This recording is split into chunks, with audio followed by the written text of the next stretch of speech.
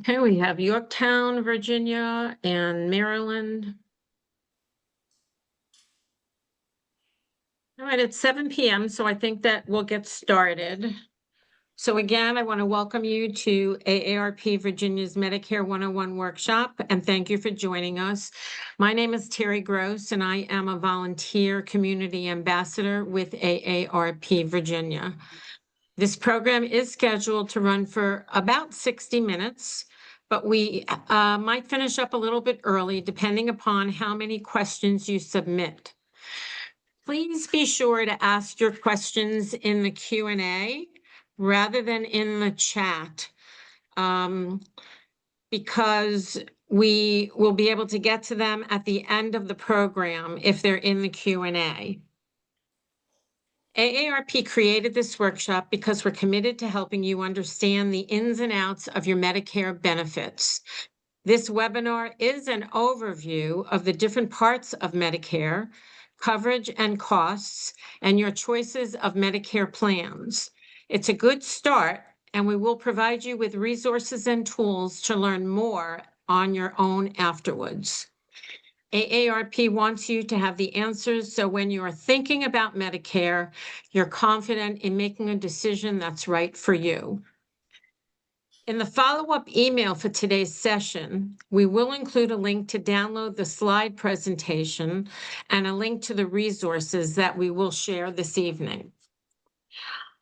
I am thrilled to be joined this evening by Pamela Sams. Like me, Pamela is also an AARP Virginia Volunteer Community Ambassador, and we're very fortunate to have her on our team.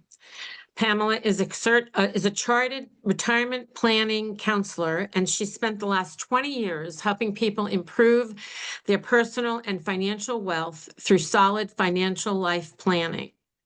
Pamela is a strong advocate for financial literacy, and she voluntarily conducts financial education seminars and workshops on behalf of AARP. While Pamela is indeed a financial planning professional, her role here this evening is to provide general guidance, not specific advice or recommendations, but hopefully the information we cover and the resources we share will help you make informed decisions about your financial future. So with that, please give a warm Zoom welcome to Pamela Sams. Thank you very much, Terry, for the wonderful introduction. Good evening, all. Welcome to Medicare 101. I have given this presentation several times, so I'm just going to warn you, buckle up, please, because there's going to be a lot of information. And we will definitely field questions a little bit later on in our presentation. But of course, welcome. As Terry mentioned, my name is Pamela Sams. I am also a community ambassador with AARP Virginia, and I really look forward to facilitating tonight's discussion on understanding your Medicare benefits. So the agenda today, as we kind of look at this, we're going to move some things up a little bit. Some slides may be cut off, so I do apologize. It's just the AARP logo, but the basics are there. So tonight we're going to talk about and review the basics of Medicare. The overview of the different parts of Medicare, what is covered, and the different costs. We'll also talk about your Medicare choices, an overview of the different types of Medicare plans. We'll also talk about information on Medicaid and other programs that may be offered for support for you. And we'll also give you some resources and tools on where you can find more information. This is meant to be a little bit interactive, so we will be using the Q&A. There will be some poll questions throughout where you can really share some of the thoughts that you may have with that. Though this is a public forum, I really want you to make sure you don't share any personal information when you ask questions in the Q&A. Sensitive information. We definitely want to keep everybody safe in this Zoom environment, so definitely keep information on your personal situation private for that. So let's begin about the basics. What is Medicare and how does it work? We hear it all the time on Now I've turned, 65, or I'm in the area where I need to sign up for Medicare. We're going to talk about all that tonight. But what is Medicare and how does it work? So, Medicare is the federal health insurance program for individuals. That is, individuals. Everybody needs to have one. You can't do it as a group plan like you did when you were with your employer. It is an individual plan. You need to be 65 and over. For some younger people with certain disabilities, they are eligible for Medicare, and also for people with permanent disabilities, end stage renal disease, and then also people who may have ALS, Lou Gehrig's disease. Additional information, of course, Medicare is for U.S. citizens and or permanent legal residents who have lived in the U.S. for at least 5 years. Regarding the term disability, Social Security defines disability as being unable to do work you used to do because of any conditions that is expected to last for at least a year or result in death. You can also be unable to work, and even with the combinations. And then remember, it is an individual program. As I mentioned before, there's no family plans, there's no group plans with Medicare. Each program is individual. Now, you may hear some things called original Medicare, traditional Medicare, Advantage. We're going to definitely talk a little bit about that. But the first part is basically original or traditional Medicare. That is parts A, your hospital, part B, which is your medical, and then also to refer to, as I mentioned before, original or traditional Medicare. There's going to be a lot of terms. That's why I said buckle up. Original or traditional Medicare. That's going to be your part A and your part B.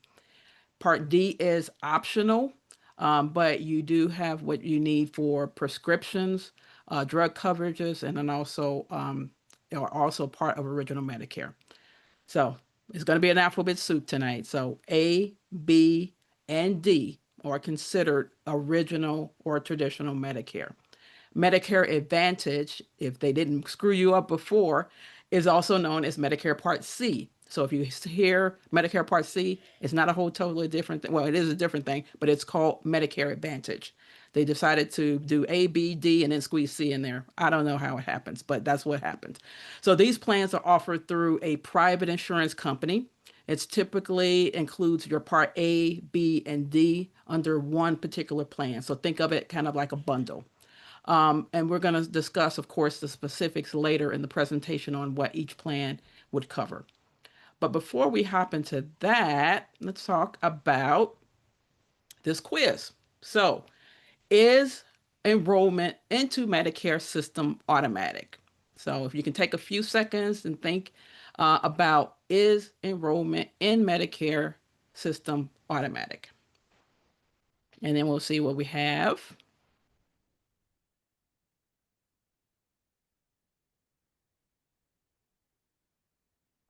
Okay, looks like we're slowing down a little bit. And I believe, Terry, you were going to hop on and we can share the results with us. So, well, the vast majority of people think no. Okay. 77% of the people said no, it's not automatic.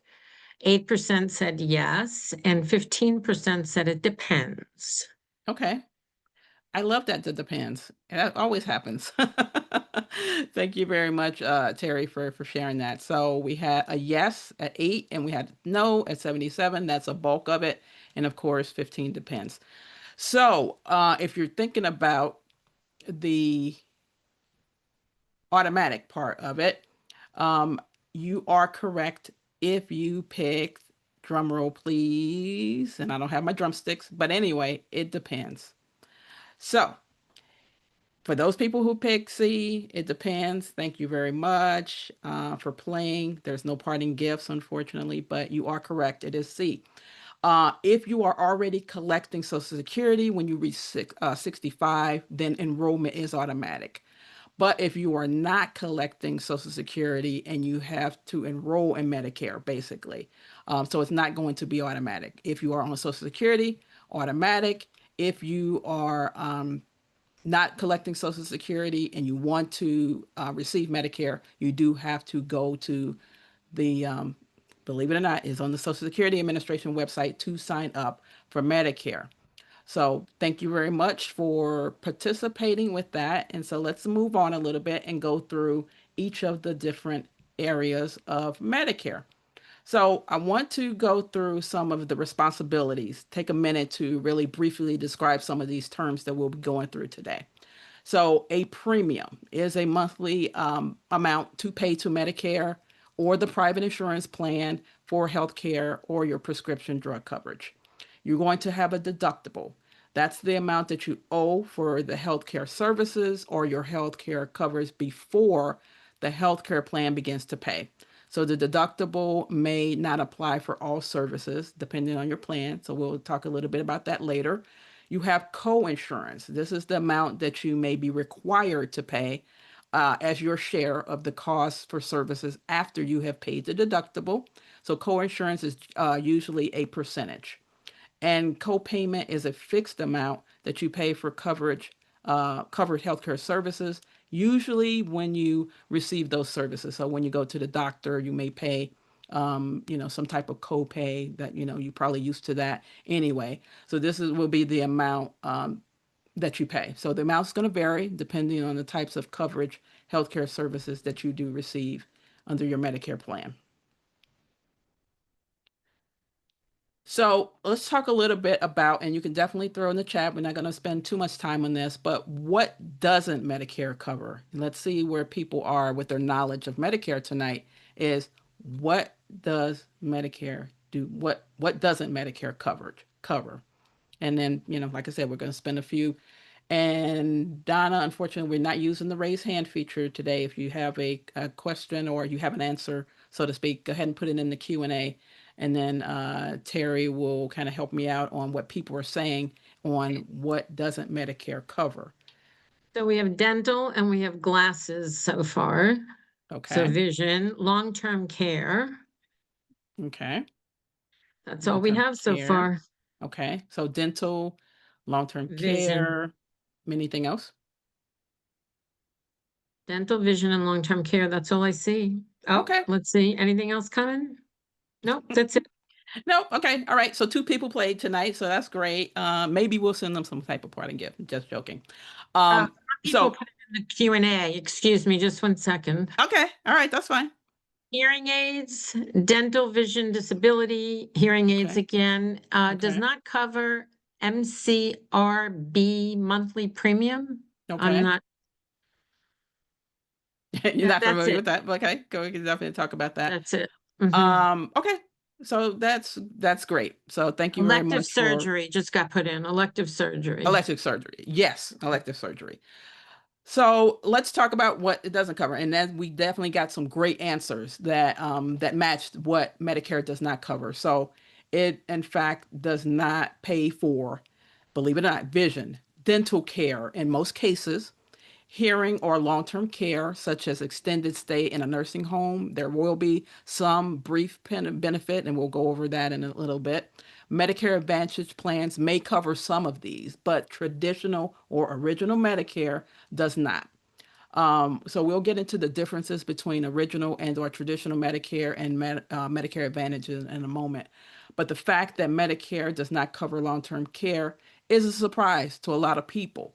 Medicare only covers a certain amount of services if they are medically necessary, and it does not cover custodial care, which is basically help with what they call the activities of daily living, such as bathing, eating, dressing, or using the bathroom. Um, Again, let's go through. So Medicare does not cover vision. However, there are some exceptions. Cataracts or glaucoma, can't speak tonight, are covered, as well as some surgeries for chronic eye conditions. If you are diabetic, it does cover an annual eye exam by a state authorized eye doctor to check for diabetes related vision problems. So those are sometimes that vision may be covered. Dental care in most cases are not, but again, I'll go through some of the advantage plans that may include a dental. Hearing, foreign travel. I get this question a lot. Medicare generally does not cover health care while you are traveling outside the U.S.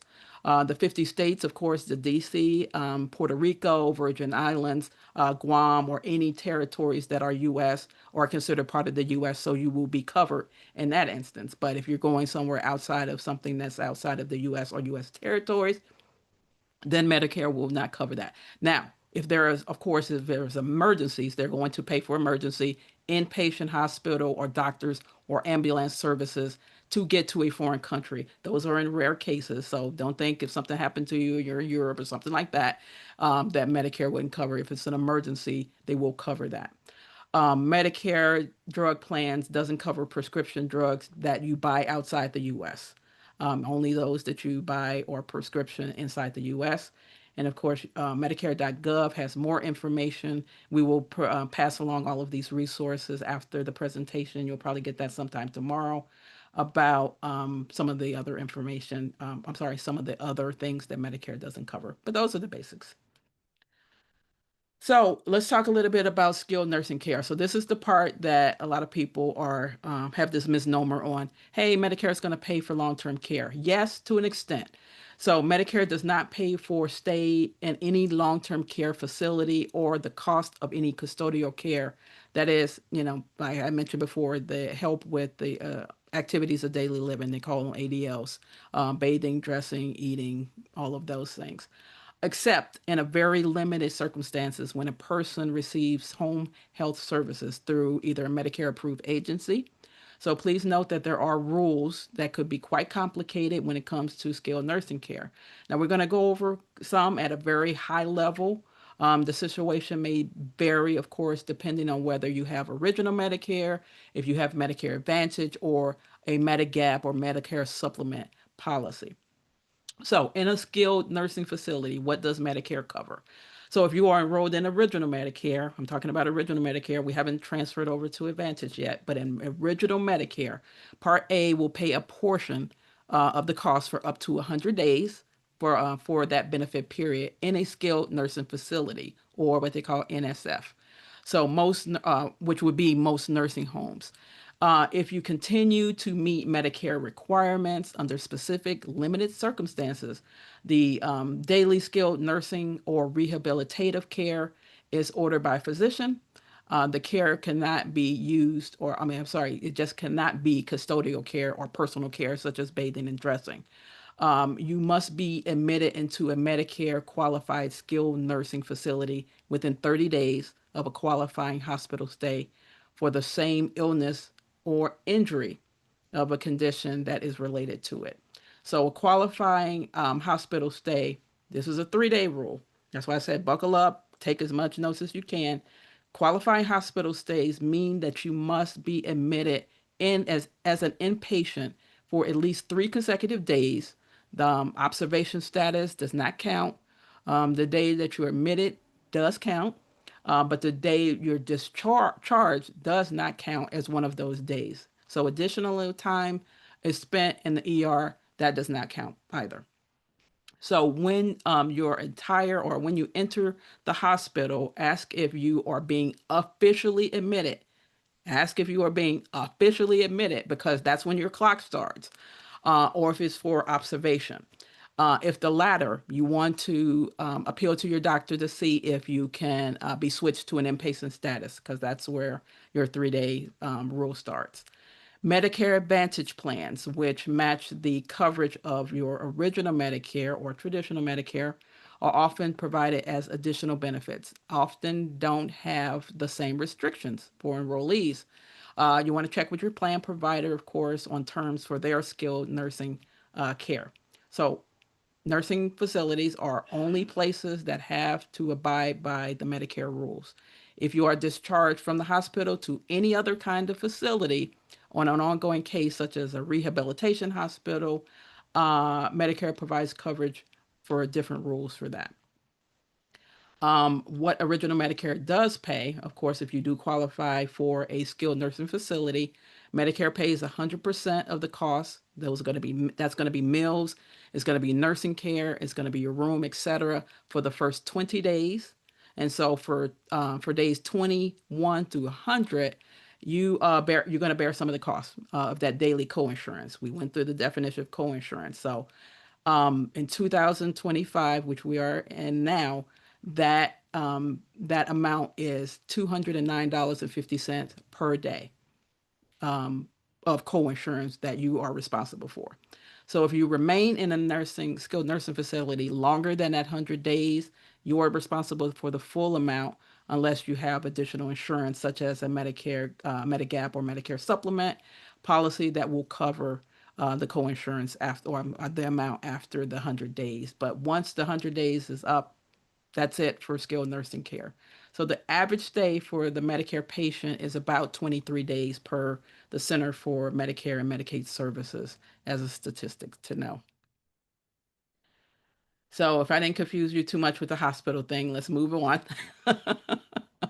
So Medicare choices. Now that you've gotten kind of the overview of Medicare and how it works and what it doesn't cover and what it does cover, let's learn a little bit about the different parts. And you've probably heard of all these different alphabet soup of Medicare. So the different parts of Medicare and your choices. So you've heard again, like I said, A, B, C, and D. So let's break it down on each particular part. Moving on to Medicare Part A. So traditional Medicare or original Medicare. Part A is going to be your hospital. Your B is going to be your medical, or often referred to as I mentioned before, original Medicare. And then Medicare Advantage is Part C. So Part A coverage in hospital is going to cover basically consider Part A as hospital insurance. It's going to cover your inpatient hospital care, some home health care, hospice, and in some skilled nursing care. If you qualify for hospice, a hospice doctor or your doctor, if you have one, must certify that you are now terminally ill, meaning you have a life expectancy of 6 months or less. When you agree to hospice care, you are agreeing to comfort care or palliative care instead of care to cure your illness. You may also sign a statement choosing hospice care instead of other benefits. So Medicare is going to cover or treat you under terminal illness and related conditions. Unfortunately, I did go through this with my mom a few years ago when she was transferred to hospice from her assisted living facility, and Medicare was able to cover her hospice care for there. So Medicare certified hospice care is generally given in your home or other facility if you where you live, like a nursing home.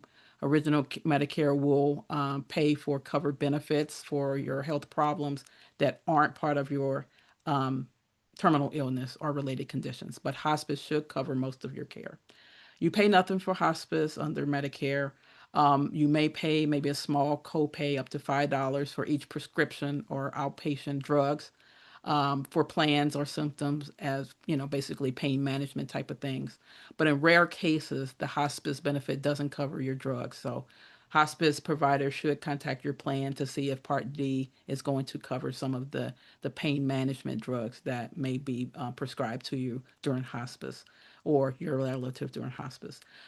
You may pay 5% of the Medicare approved amount of inpatient respite care as well.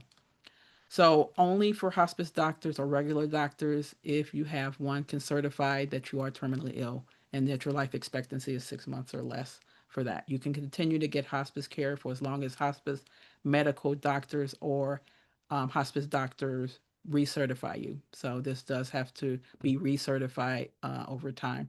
Hospice care is generally given in your home, but may also be covered in a facility. Okay, so that's your hospice or your Part A for hospital. So let's talk a little bit about costs. Out-of-pocket costs for Part A. So starting with your Part A premium. So for most people, you qualify for Medicare. You do not pay for Part A. I'm gonna say you have paid for it throughout your career. So what happens is that you have been paying for Medicare through your payroll taxes while you were working. If you don't have a premium free Part A, you may be able to buy it under certain conditions if it wasn't being paid out of your payroll taxes. But Part A will be basically free if you pay through payroll taxes. Part A does have a coinsurance in addition to a deductible So the deductible for 2025 is $1,675 for inpatient costs for each benefit period. So you could be in and out depending on what your hospital stay is, and it will reset. So you could end up paying 1676 several different times depending on how often you're going to be in and out of the hospital. But the benefit period ends when you haven't gone through any inpatient hospital care or skilled nursing facility for 60 days in a row. If you go into the hospital after one benefit period ends, again, like I mentioned before, a new benefit begins, and then a new deductible is mandated at that particular point in time. So it works in 60-day increments, 60 consecutive days in a row. So for Part A costs, after you have satisfied your deductible, there's no coinsurance for days 1 through 60. You're going to pay $419 per day for days 61 through 90, and then $838 for days 91 and beyond, up to 60 additional days. The 60 additional days are considered what they call the lifetime reserve, and you may use a few days of your life of the time for hospitalization that lasts more than 90 days before more than 60 additional days in a lifetime. So this is basically a lifetime reserve that you have with that. If a hospitalization should approach 90 days, decide whether it's better to use the lifetime reserve days for that particular event or save them for later. There is a general overview, of course, of Part A, hospital costs. For more detail, we do have that in our information that will be given out later. But you can also go to medicare.gov, or you can call an 800 number, 800-633-4227, if you want more information on the breakdown on costs for Medicare Part A. So let's move on to Medicare Part B. This is your medical insurance, your doctors. So it's going to help cover your medically necessary and preventive services. Basically, things that you've already been doing already with your doctor's visit.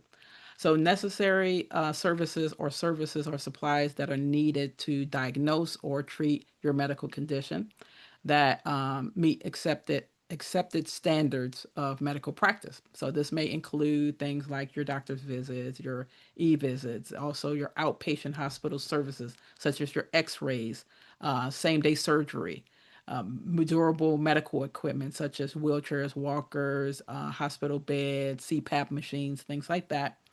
Mental health services are also covered, and also rehab services. So preventive services include healthcare that prevent illnesses like the flu, or you detect it in the early stage, which can be treated for more like is most likely to work best for you. They also include your preventative screenings, tests, wellness visits, and also different assessments. Costs, of course, we will review this in a little bit more detail on the next slide, but in general, for medically necessary services, you usually pay 20% of the Medicare approved amount. So Medicare will only cover 80%, and then you have a 20% coinsurance. And then you also have a Part B deductible, which will apply, and I'll go through that in a minute. You pay nothing for most preventative services if you get services from a healthcare provider who accepts what they call assignment. So your pap smears, your mammograms, things like that are preventative services will be covered for what they call Medicare approved services for that. So breaking down the cost for Part B. If you are enrolling in 2015, your premium will be $185 per month, an increase of $10.30 for 2024. Those with higher income, you probably have heard of what we call IRMA. Basically, you're going to pay a little bit more for your Part B premium. Individuals earning more than $160,000 a year, or couples earning more than $212,000 per year, will pay premiums based on their income. So your Part B premium is based on your adjusted gross income each year. When you first age into Medicare, it will have a 2-year look back. So for 2025, they're looking at your income for 2023, your tax return and your income for 2023 to determine what your Part B premium will be moving forward for that. So the annual deductible for Part B in 2025 is $257. Coinsurance, of course, like I said, is 20% for most services. If you do not sign up for Part B when you are first eligible, you will be facing what they call a late enrollment penalty for life. For life. So, what I get a lot of times is, hey, I'm still working. I need to hurry up and rush and sign up for Part B at 65.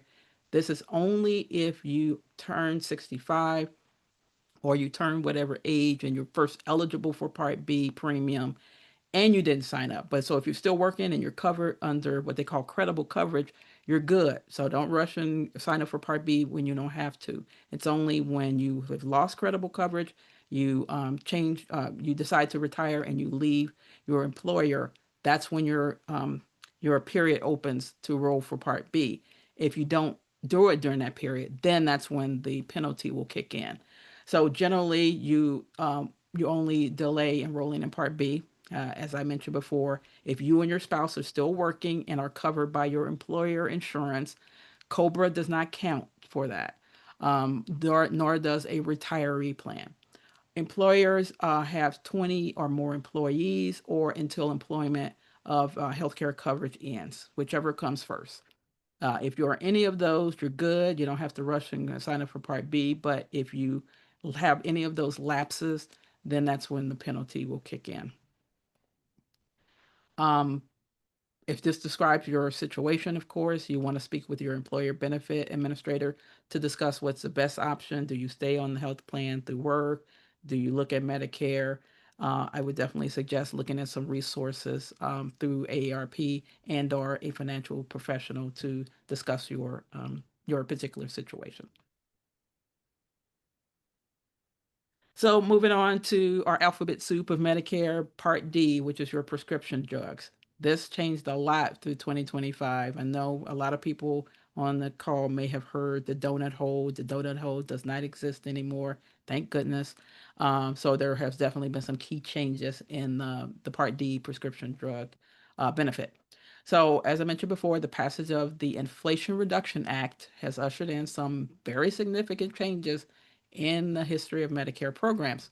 One of the biggest changes took place in January of this year, the elimination of the Part D donut hole, as I mentioned before, which was capping out of pocket prescription costs. So the out of pocket prescription costs at $2,000 a year. So that's the cap now. As of January 1st, Part D plans also have a deductible up to $590. Once the deductible is reached, recipients will be covered for any out-of-pocket costs for their medication until it reaches that $2,000. Once the cap is reached, recipients no longer are responsible for medication costs at that point. So no more we fall into the donut hole, we got to ramp up, and then we out of the donut hole. None of that anymore. So for comparison, by April 2024, more than 1.7 million Americans, approximately 3.5% of people covered in the drug program had reached basically the 2,000 out-of-pocket costs.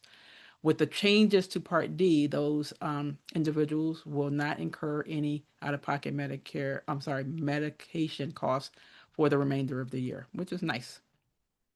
So the change really simplifies what was previously this four-stage system that included Medicare medication coverage gap, that donut hole, and then, like I said, the gap is now closed. You don't have to worry about that. In addition to instituting a spending cap and closing the donut hole, the changes to the Medicare now also include Medicare prescription payment programs. So this program will allow enrollees to pay their prescription costs monthly instead of all at once. While not reducing, of course, the total cost of medication, this new offering does allow for you to budget your medication costs a little bit better than in previous years. So, in addition, there are also some changes. The Inflation Reduction Act also instituted a 6% cap on base Medicare Part D prescription. Mid-year coverage notices, also stricter marketing rules for Medicare Advantage plans, expanded benefits for family caregivers, and also increase the access to mental health care providers and services for that. So for more on the changes, of course, consult with the ARP.org/Medicare. And of course, Medicare.gov is also a wealth of information for Medicare options. So moving on, actually continuing with Part D, Medicare Part D is your prescription drug coverage, which covers some cost of your prescription drugs as well. So it's going to help cover the cost of Medicare prescription drugs that you pick up at your pharmacy. Some plans will cover pharmacies that are preferred. So Part D is provided basically as a standalone prescription drug program. Plans that offer drug coverage only. If you have a Medicare Advantage plan, it's going to be offered as through the plan as a bundle.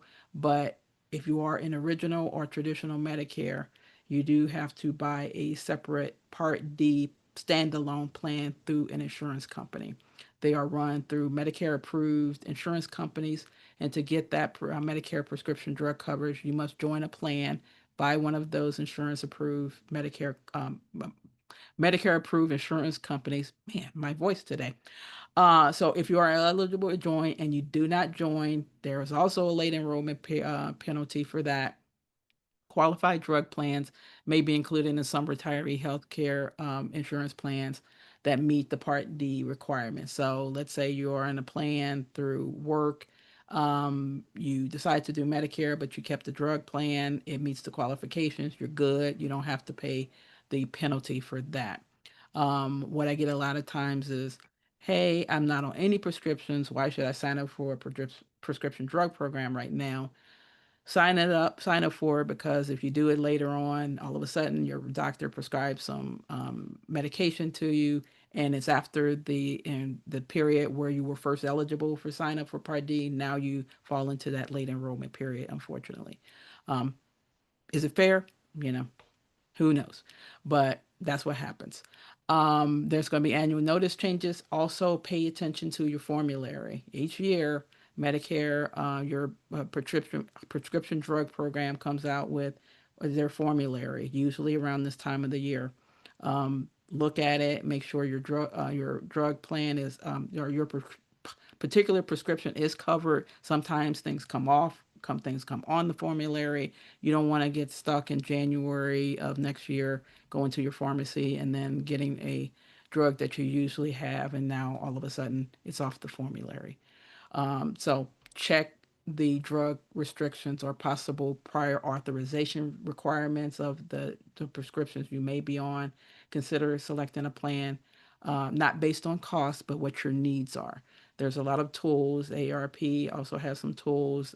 If you're looking at a particular Part D coverage plan, most of the insurance carriers will have a part of their website where you can put in your particular drugs that you're taking, seeing if it's what the general cost will be, so you can kind of budget accordingly, or if it's on or off the formulary. So plan accordingly. So let's talk a little bit about Part D cost. So the benefit cost varies per plan. Of course, there'll be a monthly premium, there'll be co-pays, there'll be deductibles associated with your Part D, unless you qualify for some type of assistance paying for these particular costs. As with Part B, premiums for Part D are higher for individuals earning $160,000 a year, $212,000. So again, you could fall into IRMA for this particular situation as well. In 2025, the standard benefit for Part D was $590 for the deductible. After you've met the deductible, you are responsible for basically 25% of your covered Part D prescription drug plans until your total spending goes up to that 2,000 cap that we talked about a little bit earlier. So those are your ABCs of Medicare. So let's talk a little bit about your choices. So there's the basics that we talked about before. Again, there's two main options that you can get for your Medicare health coverage. Your original Medicare, which is known as traditional Medicare, that's going to be your Part A and your B, and you want a prescription drug coverage. You also must join the Part D, so A, B, and D. If you don't join B initially, as I mentioned before, and later you're going to incur that late penalty. There's also Medicare Advantage or Part C. These Medicare plans are offered through a private insurance company. Typically, will have the bundle A, B, and D all under one plan. Now, you may have also heard about Medigap or Medicare supplement plans.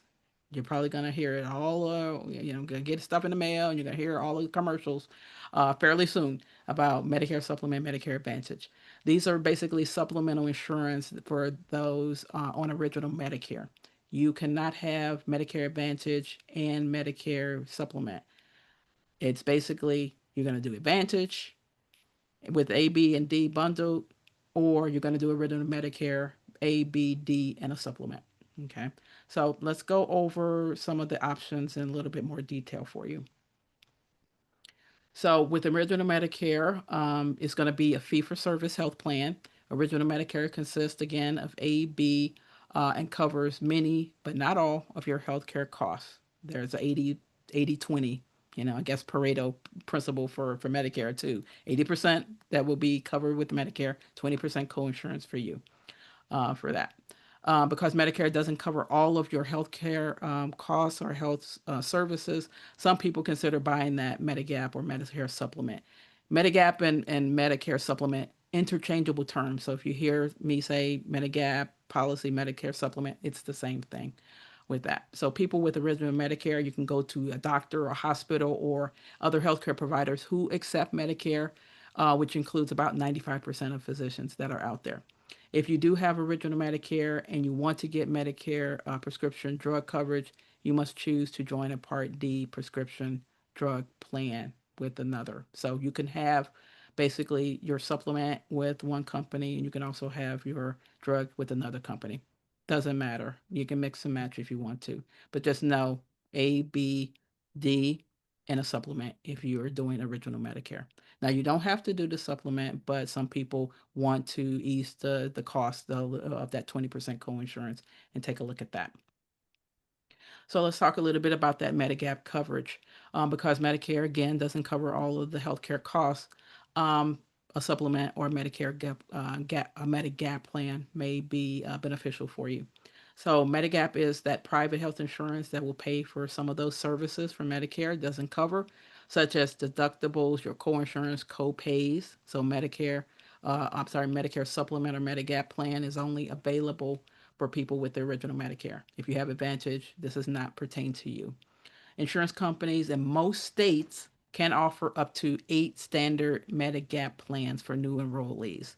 So the same coverage has to be a continuance, a standard, basically a standard coverage for the Medicare supplement. It may cost different, but if you go from Virginia to California to New York, they have to cover the same things. It's basically kind of a federal standard. But a lot of states could offer up to 8 different ones if they want with that. So each one is have different level of benefit to fill the gaps in financial coverage, or as I mentioned before, it will vary in price depending on which plan that you get. These are called, if they don't want to confuse you enough, original Medicare, they're called parts. And then your Medigap or your Medicare supplement plans are called plans. So if you hear somebody say, hey, I have a Medicare gap plan or Medicare supplement plan, it's plan F or plan G. That's basically all they're talking about Medicare supplements. So all Medicare supplement plans will cover hospital coinsurance for Medicare, cover hospital stays, and then also Medicare coinsurance for your doctor's bills and all other Medicare Part B services. Moving on, continuing with Medigap coverage. So individuals can purchase a Medigap plan within 6 months of enrolling in a Part B. So you do have to be enrolled in A and B in order to get your Medicare or Medigap coverage. If you forget to enroll during this time period, the insurance may be able to charge you more or may even refuse you coverage. So if you first qualify for when you first age into Medicare or when you first eligible to join Medicare, you may want to consider, because after 6 months, then the insurance company has the right to basically go through medical underwriting, and you could be refused. It's a guarantee issue at that 6 months. So in that 6 month window, regardless of what kind of health situation you're in, you are guaranteed issue for a Medicare supplement plan within that 6 months. After that, um, it's basically up to grabs. You may be have to pay more, or you can actually be refused as well. It is also important if you choose Medicare Advantage instead of Medicare, original Medicare with a Medigap, that you have ability to purchase a Medicare plan in the future, may be limited. So if you go original and you go to supplement, and then you all of a sudden you say, I want to go to Advantage plan, you go on that for a little bit and you go back. Basically, you'll go through that medical underwriting again as well. So think about those as you're planning accordingly with your Medicare options. You will pay a monthly premium for your Medigap or Medicare supplement plan as well. They are offered through private insurance companies, and each one will be different based on their plan and your region. But Medigap policies do not cover the cost of prescription drugs, so that's your Part D. They will also not cover additional benefits like your hearing, dental, or vision either. So let's move on to Part C, which is your Medicare Advantage plan.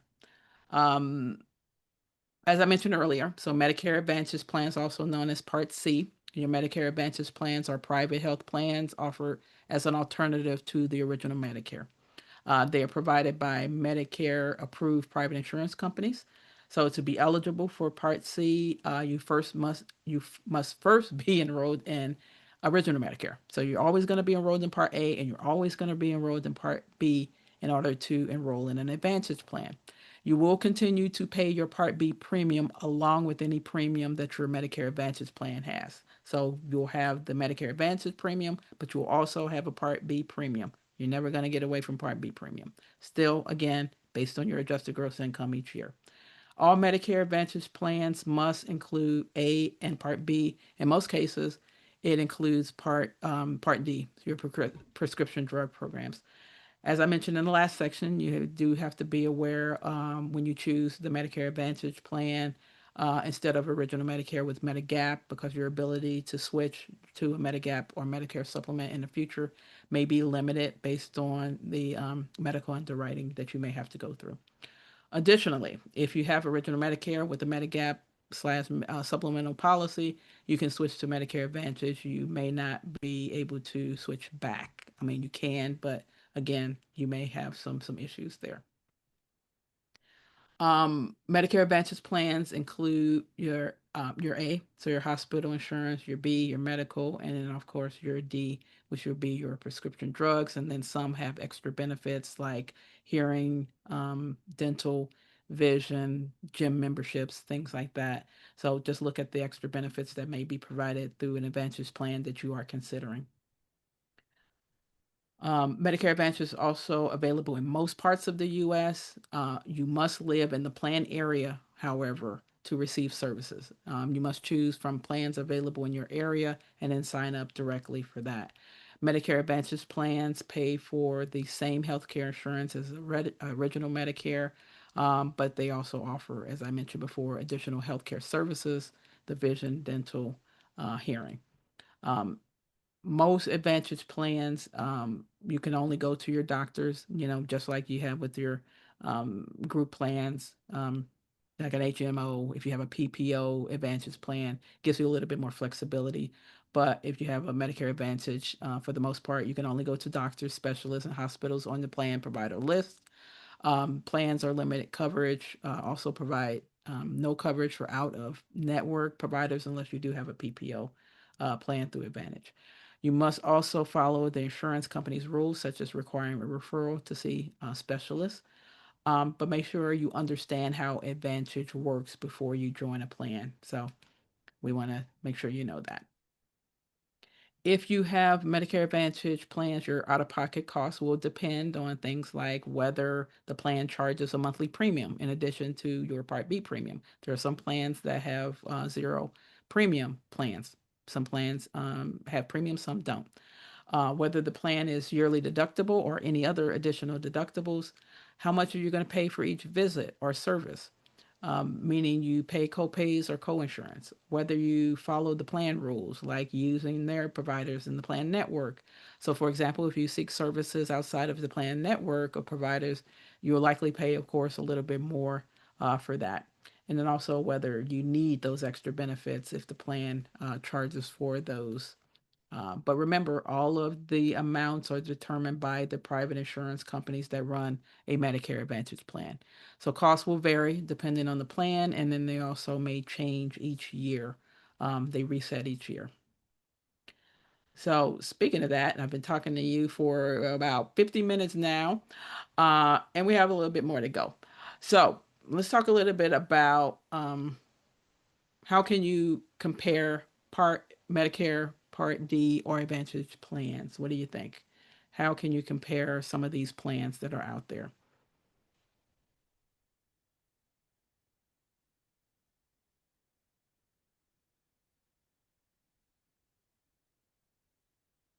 And I believe, Terry, you were going to hop on and help me out with the poll results.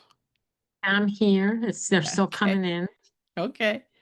Still coming in. Still coming in. Got it. Got it.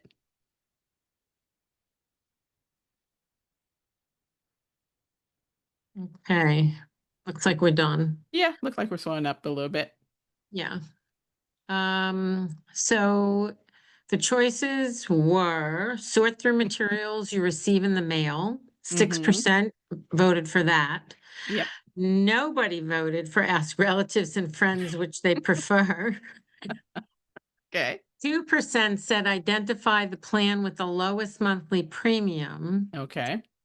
And 92% said use the plan finder on Medicare's website or ask a Medicare customer service representative to use it for you. For you. Got it. Okay. So majority said 92% said D. So let's see what we got for an answer for that. Thank you very much, Terry, for that. And then definitely thank everybody for participating as well.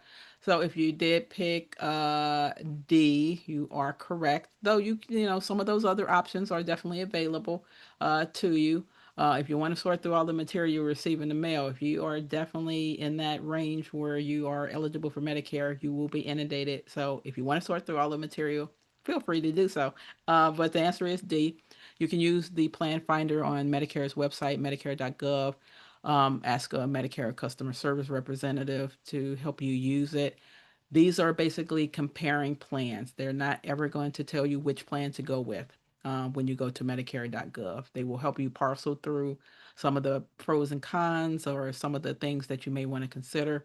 But each plan is different. It is essential to compare the details to really identify the one that is best meets your needs and your preferences. So when you start shopping around or thinking about your Medicare choices, you want to go through your own medical situation. How often do you go to the doctor? How many drug plans are you? I'm sorry, prescriptions are you on? Will you be traveling a lot? Things like that, because it definitely will influence which way you want to go. But the plan finder can automatically determine what you would pay out of pocket for any prescription drugs, as I mentioned before, under each plan. It can also tell you how plans stack up against each other in terms of quality versus, so for example, customer service, or it also has a 1 to 5 rating system. As it identifies, it'll have some little warning icon on there for plans that have received fewer than 3 stars over a 3-year period. So again, you'll want to look at that Pathfinder. This is a free and neutral resource for you. You can also use such sites as the State Health Insurance Assistance Program and Medicare Rights Center as well. And a lot of these resources that I mentioned before will be provided to you after our presentation today. So, how do you enroll in Medicare? If you have not already enrolled in Social Security, as I mentioned before, be sure to enroll in Medicare during a 7-month period based on your date of birth. 3 months before, 3 months after, and the date you were born. So you have 7 months when you first are eligible for Medicare. If you don't enroll in Part B or D when you are eligible, as I mentioned before, you will face a financial penalty later when you do enroll. So it's important to adhere to the timelines. Once exceptions to this, of course, you have coverage through your employer or your spouse's employer plan through a company with 20 or more employees. When you do sign up for Medicare, determine when coverage does start. Beginning in 2023, if you sign up the month you turn 65, coverage will begin 1 month after you do sign up for that. The 2023 implementation, or what they call Benny's Act, thanks to AARP advocacy. Of course, coverage gaps have been eliminated. Having launched in 2023 is now implementing the Benny's Act, which is greatly reduces up to 7 month long wait for coverage that people can experience when they sign up for Medicare during the general enrollment period, or in a later month than their initial enrollment period. And of course, Medicare coverage will begin the month after you enrolled. So open enrollment is starts tomorrow. So if you are on, this is the time where you need to start engaging and taking a look at that. There are two open enrollment periods to be aware of. There's open enrollment for Medicare Advantage and Medicare drug programs. So from October 15th to December 7th of each year, you can join, you can switch, you can drop a plan. Your coverage will begin during this enrollment period, basically January 1st, as long as the plan gets your request by December 7th. You can change from original Medicare to an Advantage plan, vice versa. You can switch from one Medicare Advantage plan to another Medicare Advantage plan during this time period. You can join, switch your Part D drug plans as well. You can drop drug coverage completely during this time period. And then you also have another enrollment period, which is called Medicare Advantage Open Enrollment Period, which is from January 1st to March 31st of each year. Now, if you enrolled in a Medicare Advantage plan, you can switch to a different Medicare Advantage plan or switch back to original Medicare or join a separate Medicare drug program during this particular enrollment period. So, what can you do if you are in a Medicare Advantage plan, which with or without drug coverage? You can switch to another Medicare Advantage plan with or without drug coverage. You can also drop Medicare Advantage plan and return to original Medicare. You'll also be able to join any particular drug plan at that particular time during the January. A lot of people aren't familiar with the January 1st to March 31st, but that's when you can do that. You cannot do switch from original Medicare to a Medicare Advantage plan during this particular time period. That's the October 15th to December 7th one. You cannot join a Medicare drug plan if you are in original Medicare during this time period, or you cannot switch from one Medicare drug plan to another if you are original Medicare. During these periods, you be sure to review your annual notice of changes. As I mentioned before, there's a lot of updates that go on with different plans. The updated Medicare and You handbook on the Medicare.gov website will be able to assist you with that. But depending on your circumstances, you may want to make changes. Make sure you have that comparison.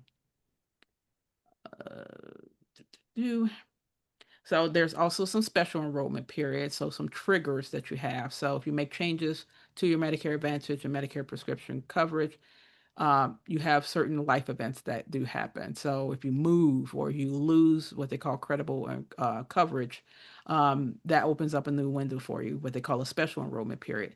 So these changes, you can make changes like what type of plan you're going to go to, first enrollment, during that time period, if you're going to go from original, or if you're going to just stay in original Medicare or go to Advantage.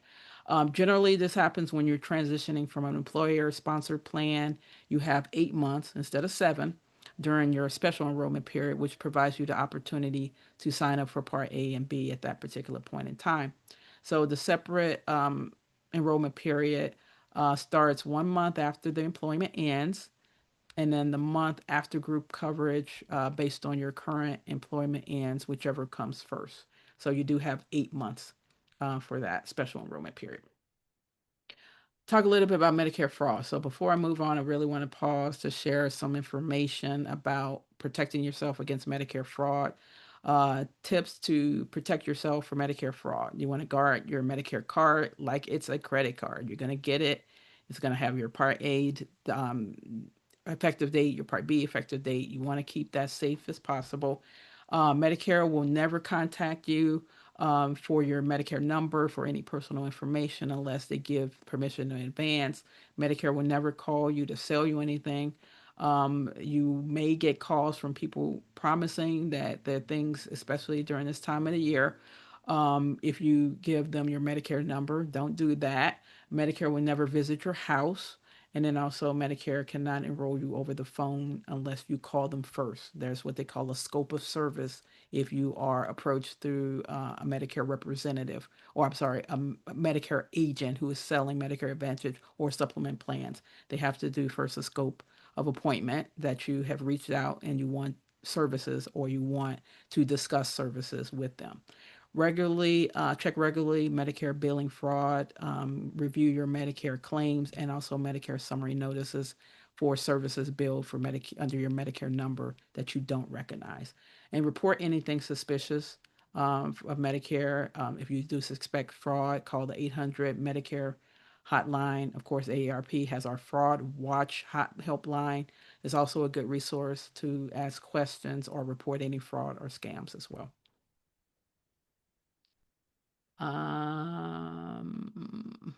Okay, so let's talk a little bit about Medicaid. I know we're right at about 60 minutes. This presentation lasts a little bit longer, so bear with me. We're almost done and we can ask questions, but I want to go through a little bit about Medicaid and other programs that that can offer support to you. So Medicaid is very limited financial resources. So Medicaid may only be your only option. So Medicaid is a joint federal and state program that helps you pay medical costs for some people that have limited income and resources. Medicaid also offers benefits not normally offered or covered through Medicare, like nursing home care, personal care services. Medicaid is a largest payer of nursing home care in the U.S. Unfortunately, my mom had to qualify for Medicaid. That's how we paid for her assisted living facility. Here are some quick facts about Medicaid. Coverage varies from state to state. You must meet very strict financial and functional ability criteria to get long-term care services under Medicaid. And then some states use medical criteria too as well. Each state must provide nursing home care to eligible people.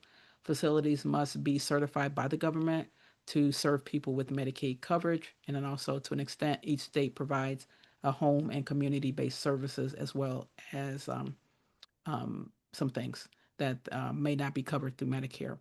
Many states have a long waiting list for such services, so definitely check your state.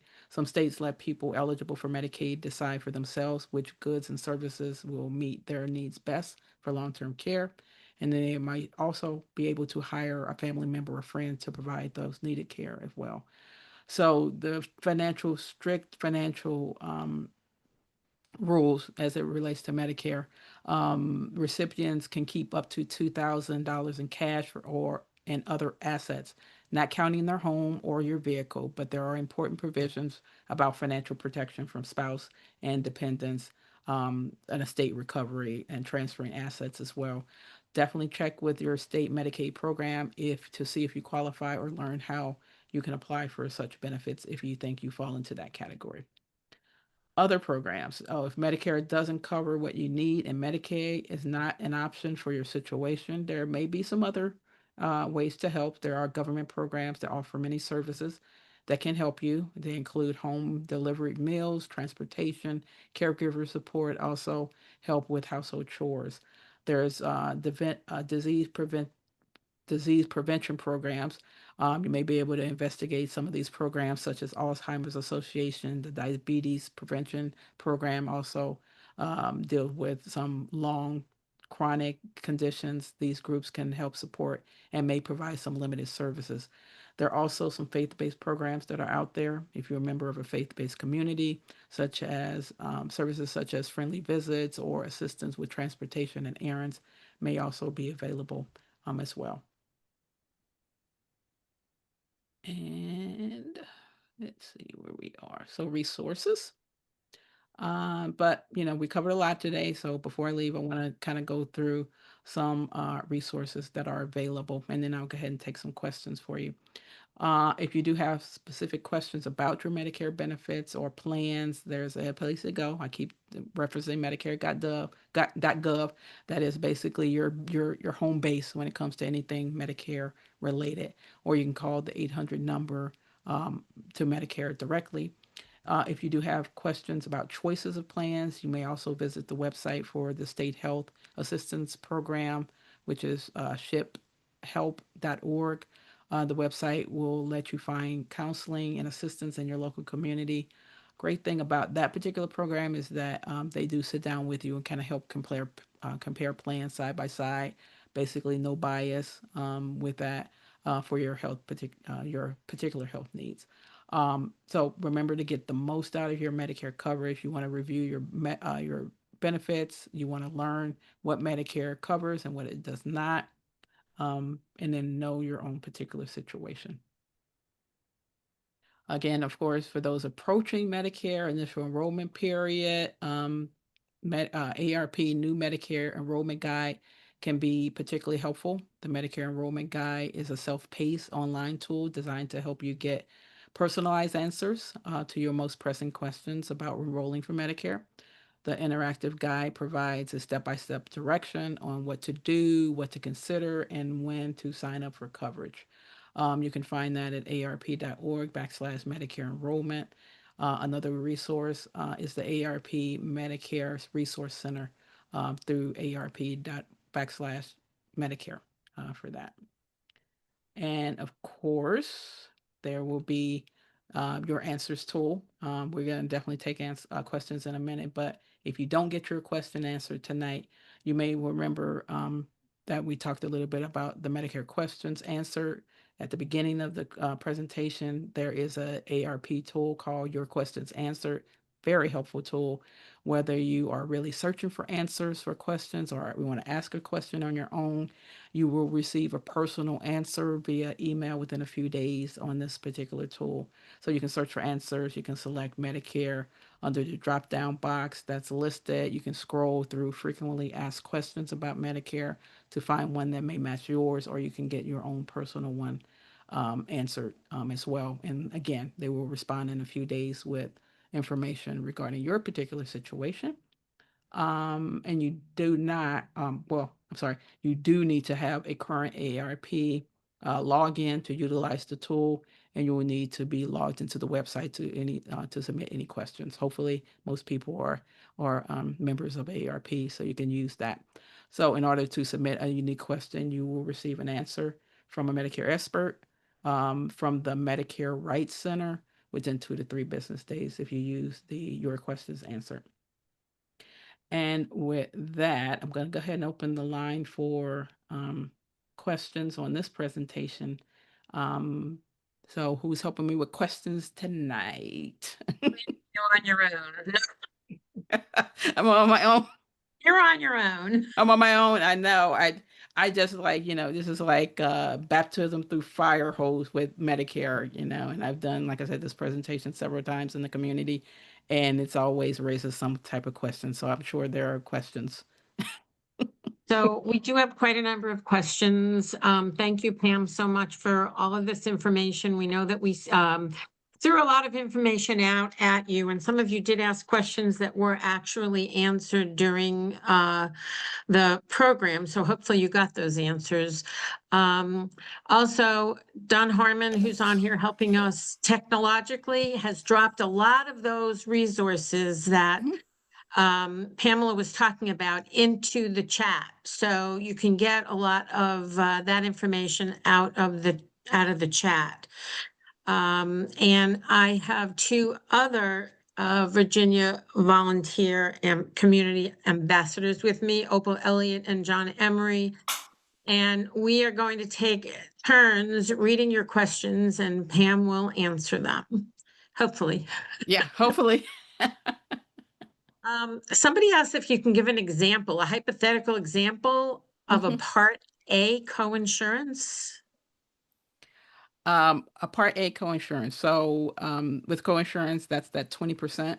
that you don't. So if you go in for, let's say, a minor surgery and it's $1,000, and that's a low amount, but anyway, $1,000, 20% of that is what you are responsible for, and Medicare will cover the 80%. So that would be an example of a Part A coinsurance.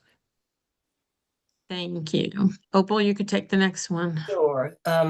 Someone asked, they're retiring in June. When should they be looking into their Medicare health plans?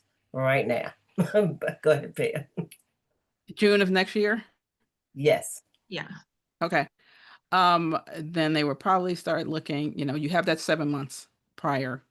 So you have the 3 months prior to, let's say, separation. Well, 8 months in your case, because it'll be a special enrollment period coming off of credible coverage. So 8 months. So the period, let's say 3 months before, well, say 4 months before, and then the actual time you're separating in June, and then a little bit after. So you do have some time. So when you leave the your employer, you do have some time to read. But if you want to start researching, let's say 3 or 4 months before separating service, then that's probably the time frame. But you do have 8 months during that special enrollment period to make a Medicare option selection. John, you want to pick the next one? Okay, we have a Part D question. Can drug formularies change during the year once you've enrolled in a plan?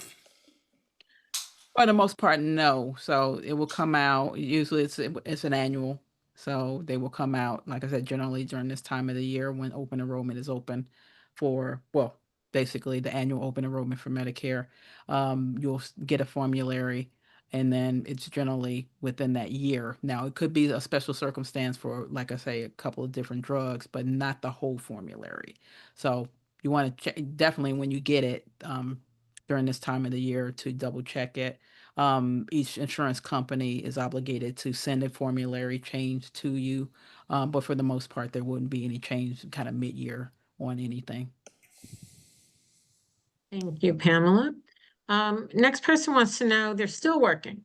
They have insurance through their employer and they do have Medicare. I assume they mean Medicare Part B. I mean Part A. They didn't specifically state.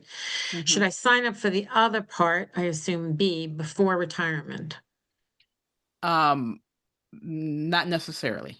I mean, again, if you're paying for health insurance through your employer, that's going to be another cost for pay for Part B. So not necessarily with that. One caveat that I do want to add, this is probably an appropriate time to add to that particular question. If people want to sign up for Part A, which is free, you can do that while you're still employed. However, if you are participating in a health savings account, anytime you would activate either Part A or Part B, you're not allowed to contribute any more to a health savings account. So take that into consideration if you are planning on just activating Part A, that you don't have a health savings account, because that kind of negates that. After that, you're not eligible to contribute anymore to that particular plan. Thank you. The next question, Pam, is someone's mother currently has the regular Medicare but switched to Advantage for 2025. Can she now go back to regular Medicare in 2026? She never had Medigap, and can she apply now? She is 87 years old. She can. However, as I mentioned before, if she wants to add a Medigap later on, then, at her age, there could be some issues with obtaining a Medigap or Medicare supplement plan if she wanted to add it on. But yeah, she can definitely switch back if you wanted to do that. Okay, the next question, which is a slight change to the previous question. Do you have to go through underwriting if you want to change Medigap plans to another insurer in future years? If you're going from one Medigap to another Medigap, That's how I interpret the question. yes. Anything after that 6 months is up for grabs at that point. Thank you. Someone says, if you have a retiree insurance plan, do you have to apply for Medigap? A retiree program, not necessarily. You don't have to. If most of the services are being covered under their retiree plan, then and they don't have Medicare at all, then they don't need the Medigap plan. Thank you. All righty, and the next question is, can you change supplement plans every year and drug plans also? Mm-hmm. Yeah, during this enrollment period, when those enrollment periods happen each year, that's when you can start making adjustments. You can come off a plan, you can go onto another plan, you can come off Advantage, go into original Medicare. So this is the time period between the October 15th and December 7th to make any changes to any of the different parts or add on a supplement or a drug plan at this time. Next question, and this might be challenging. How does Okay. Medicare work if you begin taking Social Security at age 67, or do most people take Social Security at 65? No, I mean, you can, Social Security and Medicare, two separate things. So you can delay Social Security up until age 70, if you want to do that. It's just now that you've aged into Medicare, either at 65 or you have lost, basically came off of credible coverage through your employer. That's when you would need to sign up for Medicare for that. But you don't have to, what Medicare will do is they will, basically invoice you. You don't have to pay it through your Social Security, though that is an option for people who are taking Social Security to have their Medicare premium taken out of their Social Security check. But if you don't receive Social Security, then Medicare, you would just pay it as a regular insurance premium. You would pay the premium as a regular bill that they would send you an invoice for. Traditional Medicare and a retired employer Medicare plan, which is considered primary. The one through work and the one through you probably have to clarify what, but generally original Medicare will become primary and then any employer plan will be secondary. But they may want to, confer with their Check employer, with the but that's employer. generally kind of the sequence. Okay, thank you. Pam, the next question I think is one that probably is more personal and they would have to do some research based on the Okay. resources. They wanted to know which Medicare plan would you recommend for them to take? They just want to know, but I would probably say that Yeah. they would have to do some research on their own Yeah. to see which Yeah, Medicare. because that's going to depend, knowing, again, you have to know your particular situation. I would have to know their particular situation, what type of, drugs they're on, all of the different things that I talked about to consider. So yeah, that's more of a personal question. They can definitely use this tool, use some of the resources, kind of the non-biased resources to go through that with them, to make sure they are making the best selection for them. And the next question is they wanted to know about Part G plans, and so you can explain. Plan G, which is part of a Medicare supplement plan. That's kind of, I guess, there was Plan F and then there's Plan G. It covers, you would have to go and look because they always had, but it's supposed to be kind of the Cadillac model, I guess, of Medicare supplements because it covers more like foreign travel and some of the things that we had talked about, the extra benefits that are included in that. It covers, it would help pay for the co-insurances and the deductibles and the hospital stays, those deductibles when you're in the hospital. So that's kind of the top of the line part plan under the supplement. So each plan, as I mentioned before, has certain pros and cons. So as I mentioned before, the Plan G is probably the more comprehensive of the Medicare supplement plans.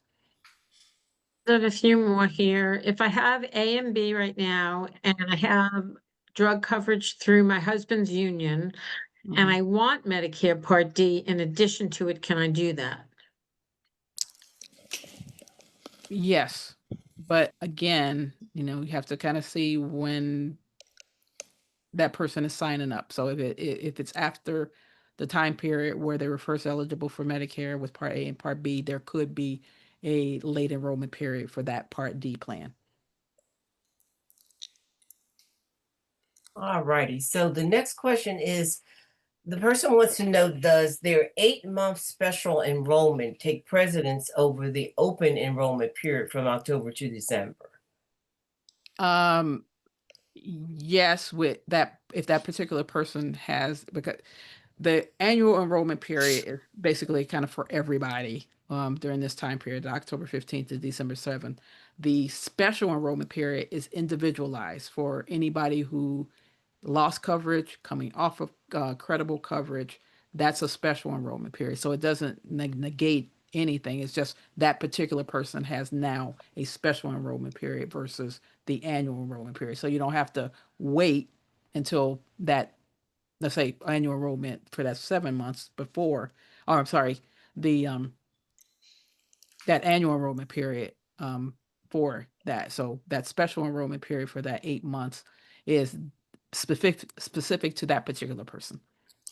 And the final question in the Q&A has pretty much been covered, but it sounds like you can change Medigap plans annually. Is there a penalty or underwriting if you switch providers? Yeah, I think that was similar to that, but yes, you can make a change as well. But again, you each plan is different, and they could require some medical underwriting at that point if they make a switch to another Medigap or Medicare supplement plan. Okay, thank you so much. There are some more questions in the chat, but we're not going to have the time to get to those. Maybe two more questions, and then we'll wrap it up. Okay, if you can field two more questions, I can let's see what we have here. This is, let's see. The 813 question? Go Right. ahead, go for it. If you see one, I'm scrolling through. If you see one, go for it, John. Okay. This questioner says they're leaving the job December 1st and have full health insurance, I assume through the employer. Do I have to enroll immediately in Medicare so there are no gaps? And how do I verify to Medicare that I have been covered by employer coverage? Mm-hmm. So for that, if they're coming off in December 1st, they will have a special 8 months to enroll. But in order to, I guess for most employers, if you leave, you still have access to it for at least, 30 days for that. So he could be covered for the whole month of December, but January is where you need to do that. So you probably would start looking at enrolling in a Medicare program that will start January 1st with that. So again, the window will open. You have that time period to enroll in a plan. So you will be up and running by January 1st. Yeah. Oh, and how would they know? Once you leave service through your employer, you're off. And then once you need to apply for Medicare. First, you need to have A and B in place before January in order for it to be activated for that. Again, we talked about the month prior in order to be active. So by January, so by December 1st, you need to have A and B in place, and then it'll be active by January 1st.